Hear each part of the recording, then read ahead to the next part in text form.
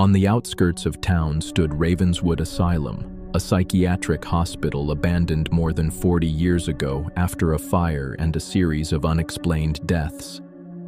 Locals swore they still heard screams echoing through its collapsing halls, but few dared to step near its rusted gates.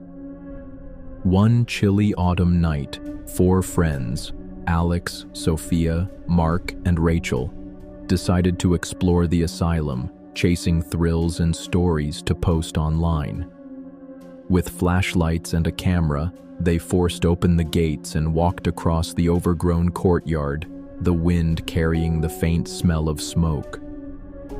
Inside, the air was thick with mildew and ash. Paint peeled from the walls, and the beams of their flashlights revealed broken gurneys and wheelchairs left behind as though the patients had vanished in an instant.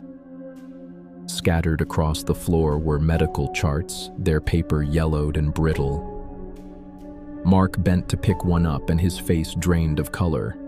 "This file, it has my name."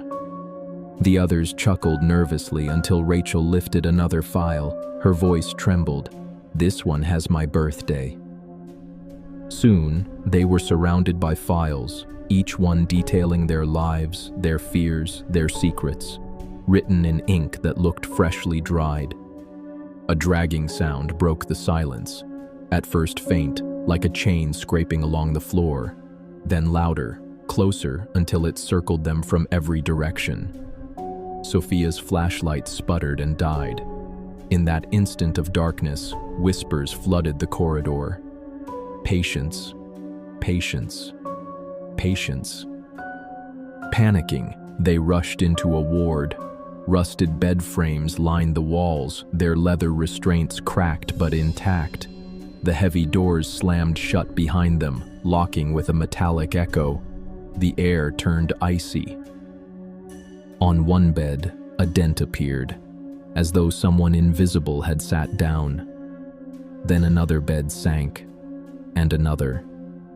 The restraints snapped shut on their own, writhing like snakes eager to bind. Alex's voice cracked with fear. "We need to leave now." They ran to the door, but the hallway beyond had twisted. The walls pulsed faintly, stretching endlessly under a blood-red glow. At the far end, figures appeared in hospital gowns, faceless silhouettes twitching, jerking toward them. They turned and bolted the other way, only to find themselves back at the admissions desk. A single